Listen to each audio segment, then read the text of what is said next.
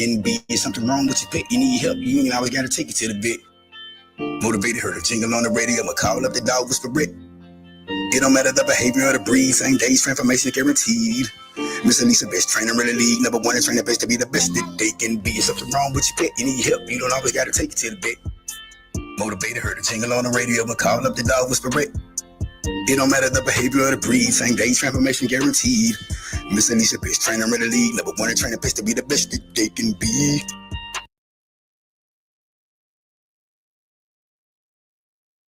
And you start to believe. Are we live? Oh, hello, everybody. Sorry. Welcome back to Make It Make Sense with the Dog Whisperette. And I'm so happy to be here with my co-host, Crown Vibes. Crown Vibes. In the house. In the house with the Dog Whisperette.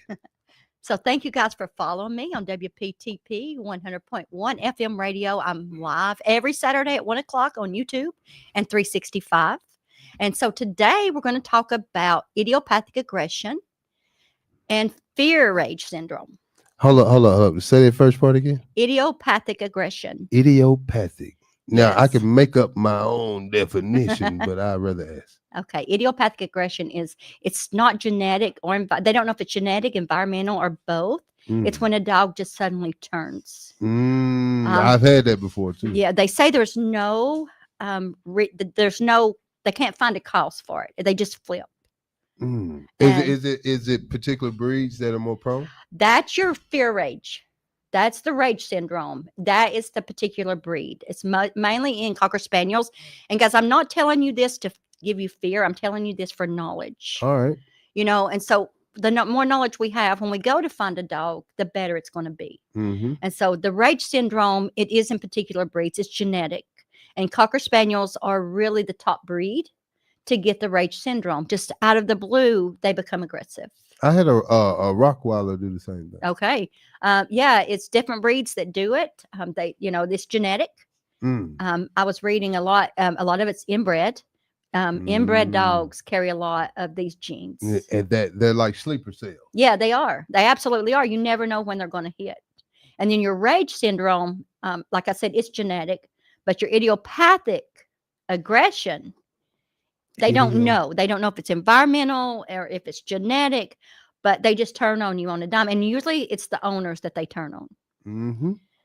So, and that's no respect. That's, when that happens.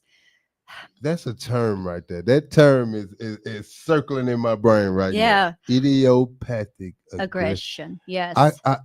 I just see so many scenarios. Yes.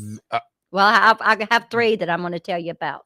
I've probably trained over 1,000 dogs, and only three. So this is not very common. Very low percent. It's a very 0.03%. 3 out of say 1,000 is what I have dealt with. I'm not sure if it was idiopathic or if it was the rage syndrome.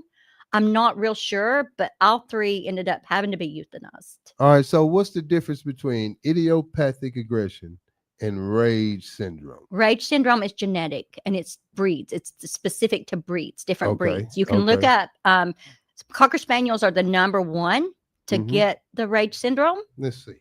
Let's look them up. And then there's the other breeds, but Cocker Spaniels are the main ones. And then your idiopathic, they don't know. If you read A Dog's Mind, and I really do recommend this for everybody, it's A Dog's Mind. It was written by John Fowler and Paul Scott, published in the 1960s. And they're the ones who studied the idiopathic aggression. And then they said that with idiopathic aggression, there's no help. I mean, no help. But with your rage syndrome, it can be with behavioral modification and medication, that can be helped.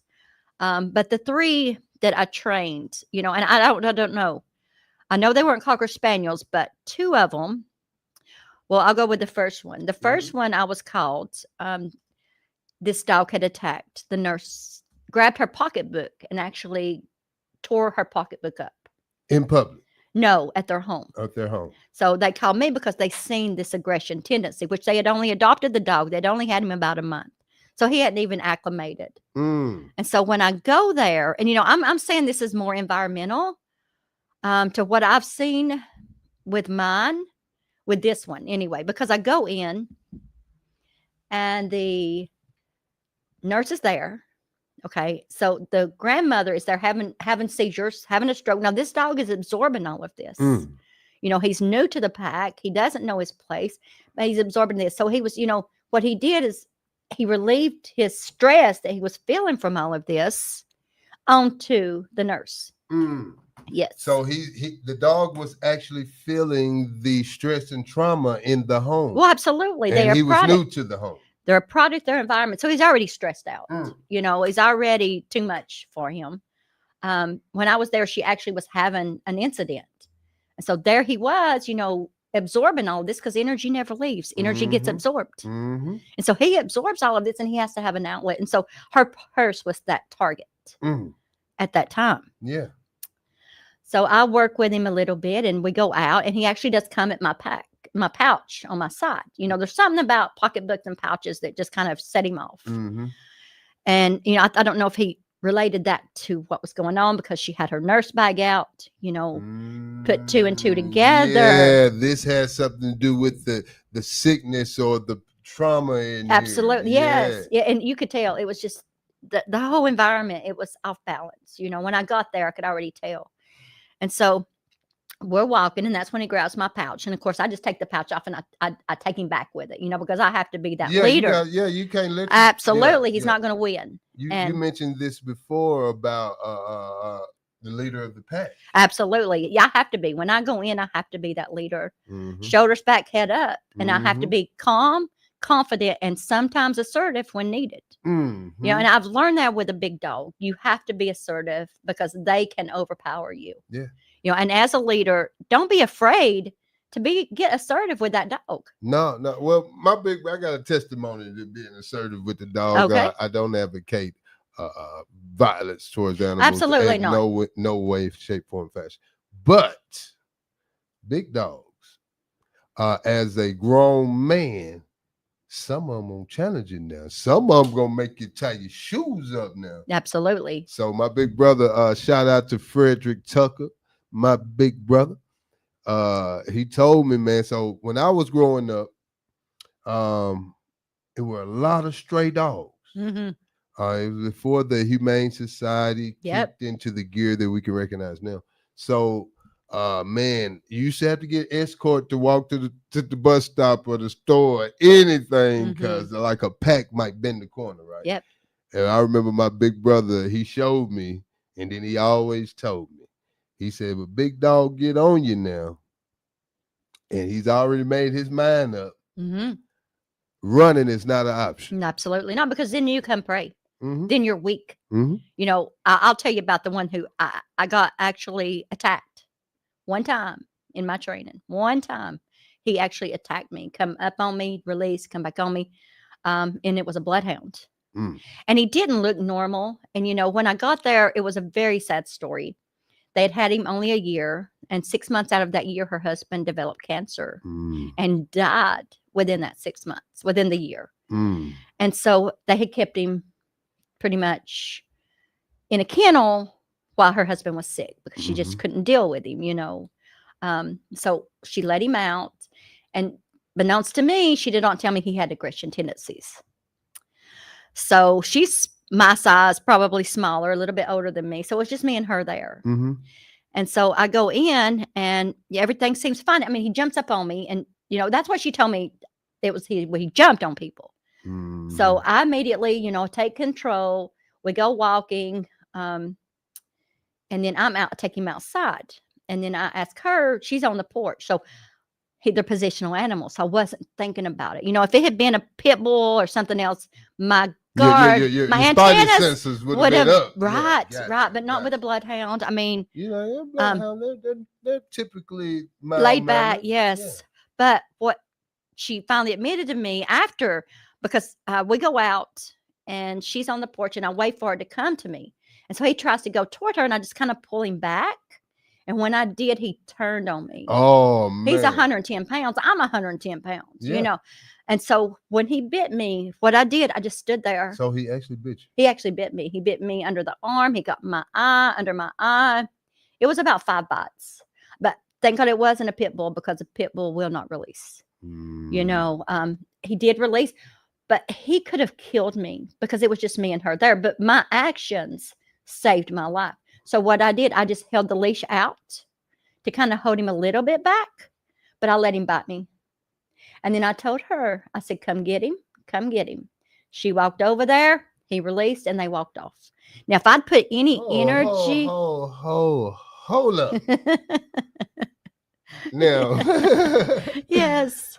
The Dog Whisperette, the expert you are, yes, were called into a situation. Yes. You came, applied your expertise. Yes. At the cost of you accepting bites. Absolutely. And then after I talked to her, once he bit me like that, of course I left, but I called her because she started crying to me and saying, he's all I've got. He's all I have got left. She knew that at that point he could be put down. Yeah. But by law, dogs can bite once. After one time, then they get put down. So, that during the conversation after the fact, she tells me that he went after her daughter over her granddaughter. So that kind of led you to your decision. No.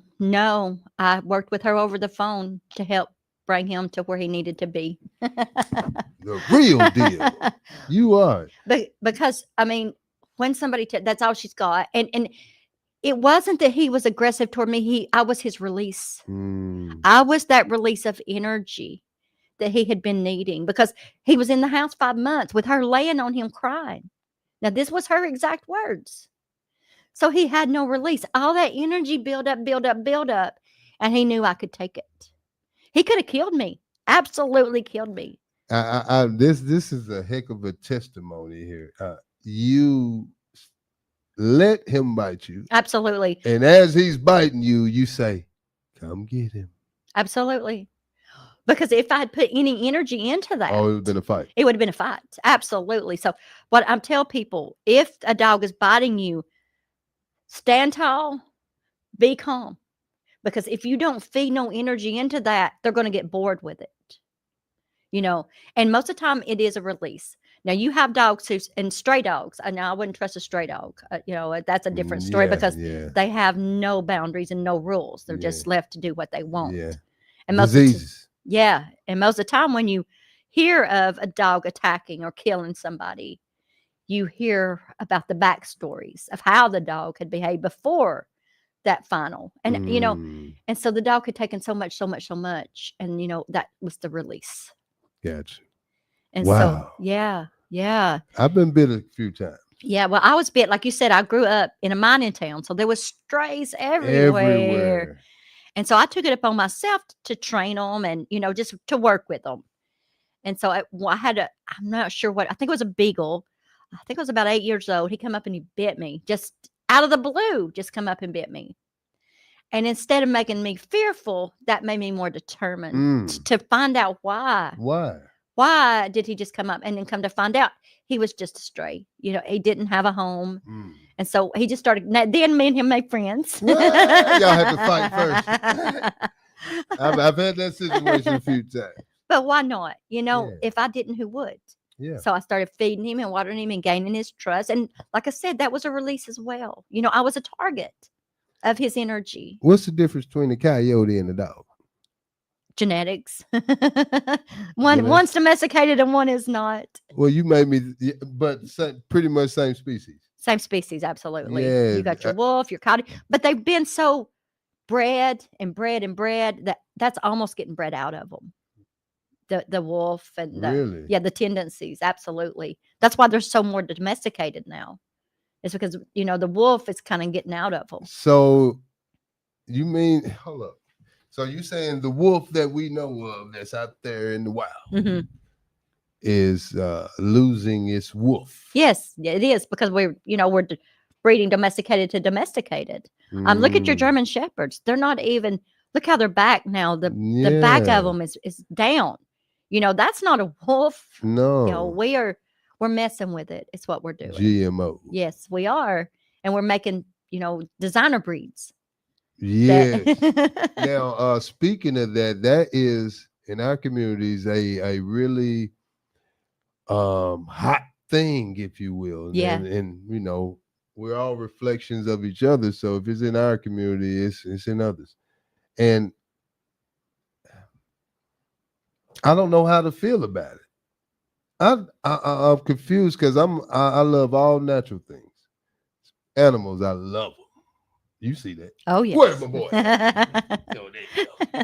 Yeah, but so when I see people with these animals, they spend lots of money. They get them all manicured up for designer purposes. Yeah. Whether it's making money off of them or whatever they do. It's a lot of things you can do with the animals.